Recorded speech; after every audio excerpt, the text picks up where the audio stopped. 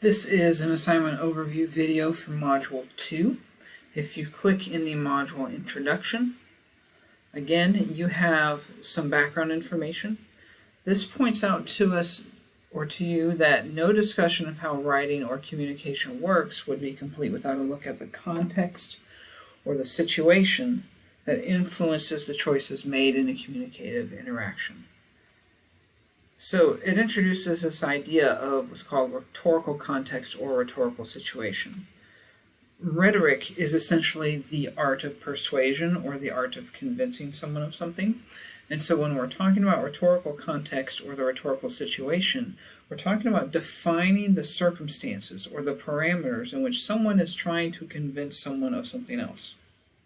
Okay, there are four aspects of the rhetorical context, such as the speaker or writer. There has to be someone who is delivering a message in this rhetorical situation.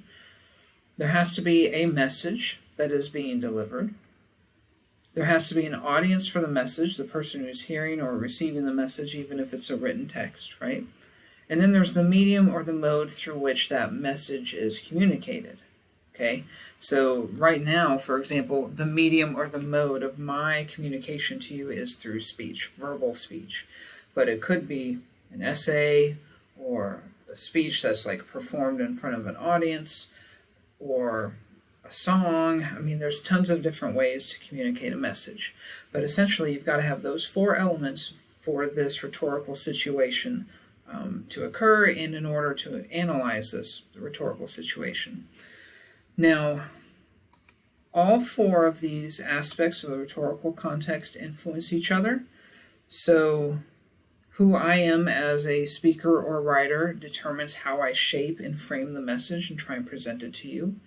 Your experience as an audience shapes and influences how you interpret that message, and the way in which it's communicated also impacts you and impacts how I decide to put that message into words or to frame it and put it out there for you. So these elements all influence each other. And what you're going to do then is you're going to end up analyzing the elements of the rhetorical context of a speech. And we're going to do this quite a bit. You're going to end up you need to be able to analyze the rhetorical situation of texts and of speeches. And so this assignment is all about that in this module.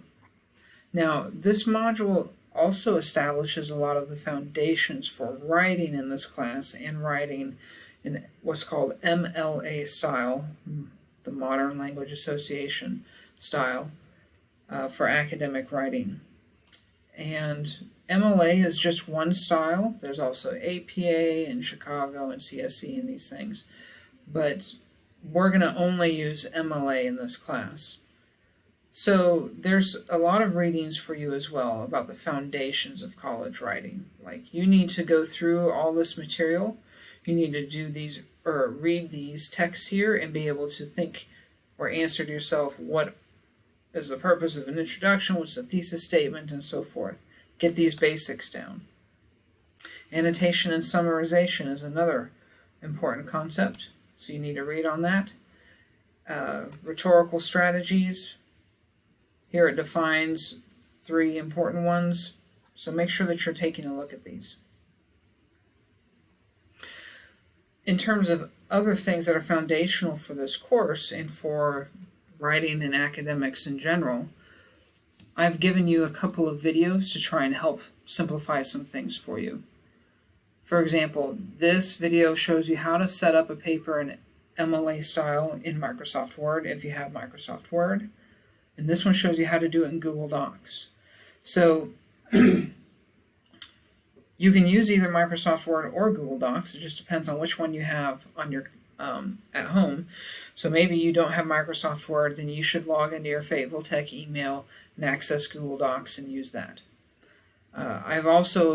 The video doesn't give a demonstration of how you actually will take your document from Google Docs and upload it to Blackboard for grading.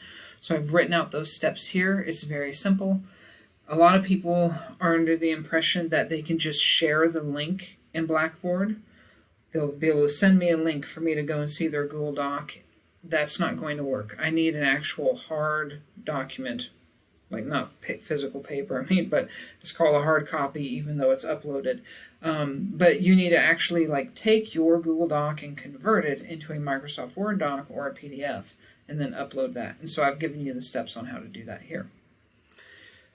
There's a video on how to use in-text citations in MLA style. I'll talk about that more in just a second, how to write a works cited entry in MLA style, and I'll talk about that a bit more in a moment too. But let's take a look at the assignment. So it's Journal 2-1. What you're going to do is you're going to choose one of the following speeches that interests you. So don't choose two and write about two, just one.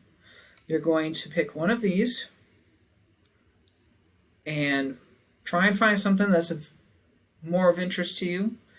That'll make hearing about it and writing about it more interesting and exciting for you, so it won't be as boring as doing something that is totally not of interest to you. You're going to first summarize the speech in a single paragraph of around 5 sentences. Remember, there was that section about summarizing, so make sure that you've read that and you know what a summary should include. There's no analysis here of the speech. You're just capturing the main points that this person lays out in their speech, because that's what these are. These are all speeches, and you get to choose which one you want. Then in several more paragraphs, you're going to analyze the rhetorical context for your speech. Okay, here's the problem that students tend to run into. They don't quite understand the distinction between a summary and rhetorical context. So when they finish this first paragraph that's a summary, and they move on to these parts, they just want to summarize again. Remember, rhetorical context or the rhetorical situation is about that convergence of those 4 elements, like the speaker or writer, the audience, the message, and the medium or mode that it's communicated through. And analyzing the rhetorical context of a text or speech then involves analyzing those various elements that the speaker is using to try and persuade the audience. So you're going to write on who the specific intended audience of the piece is. Okay, that's not just people who are sitting in the crowd. Well, obviously. It needs to be more specific. Who does this message resonate with? Or who do you think it would resonate with? Who would be interested in this message? Older people, younger people, educated people, uneducated people, liberals or conservatives, right? You want to be thinking about their worldviews, and you should note that the intended audience extends beyond the people in the room. What agenda or message or purpose does the writer or speaker have? What is the reason why they're giving the speech? What is the purpose in giving this speech? Can you locate a single sentence in which they articulate their overall purpose? What are the limitations of the medium being how it's delivered? So this is a speech. How would it be different if it were written as a text, or if it were presented with more visuals? What might change if the speech were instead a magazine article or even a podcast? Okay, in other words, what would this same message look like if it were being communicated in another medium?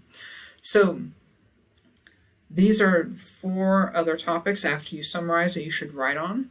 I would plan, if I were you, on trying to write 1 paragraph for each one of these. So I'm going to write my 1 paragraph summary. I would try and write 1 paragraph for each one of these. If that seems like the division is too, maybe like there's strange boundaries that you're imposing on yourself as you're writing, then maybe you can merge a few. So maybe, for example, you feel like 1 and 2 fit really well together in a single paragraph. I'm totally cool with that. But just kind of as a general way of approaching this, you might think the 1 paragraph, 2nd paragraph, a 3rd paragraph, and a 4th. Okay? The successful journal entry will address some or all of the above points of discussion as they relate to the speech selected in a 400 to 500 word reflection, and will be presented and formatted in MLA style. So again, you got some extra resources here to help you. Now what you'll do is you'll take your document and you guys will have a box down here where you can actually attach your document.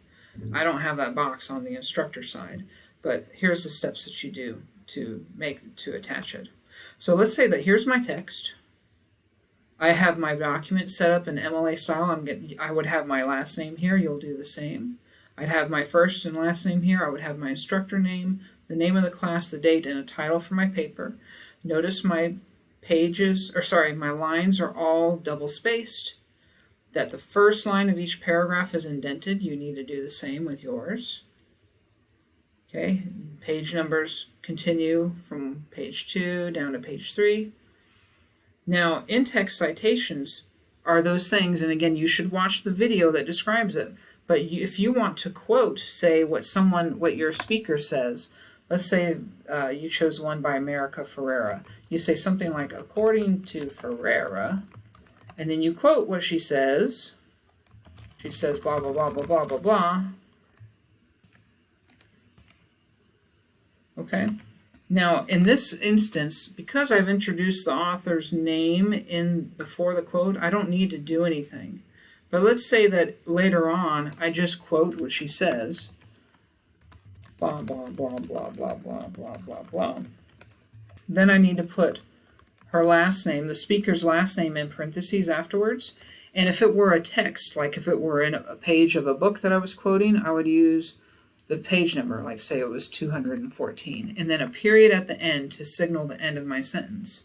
These are called in-text citations because I'm showing you I got this information, this quote right here, from this person, from this page. But with a website, something that's online that doesn't have pages, you don't have pages to work with, so you just have the person's last name.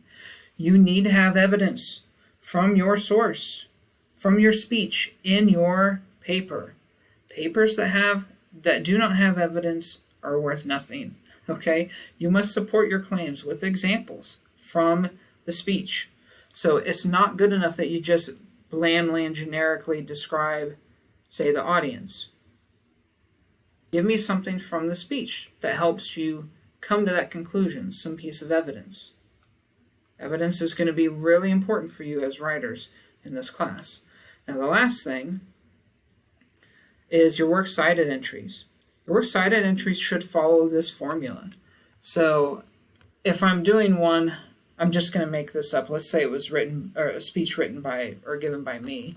You would give, well, I better use someone's made-up name, just try not to confuse you. So I'll use Bond, last is the author's last name, and then their first name, James, and then a period, right?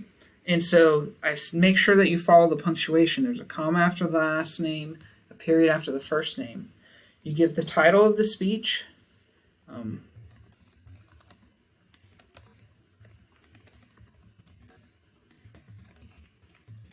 And then the title of the site or the publisher. And notice that it's italicized. So I'm going to italicize it. And then the day, month, and year that it was published, if that's there. So I'm going to say like the 08 October 2023, and then the URL. And that's where I'm going to copy like a link from a website. I'm just going to copy this one just to make things easier. Followed by a period. Okay? Now, then I can get rid of this stuff. Now, one last thing is you need what's called a hanging indent. In Microsoft Word, you come up to this little paragraph settings icon here. Make sure that you had clicked in front of your entry. Change from special to hanging. Like that. Okay? And it's very easy to figure out how to do it in Google Docs as well. It's similar. Although there isn't this little icon, you can go up to Format, and I think it's Align in Paragraph, and then there's like alignment options, and again, you can change it to a hanging indent, so it looks like this. If you need help with that, just do a quick Google search. How to do a hanging indent in Google Docs. and it'll come up. It's very easy, and of course you can always reach out to me.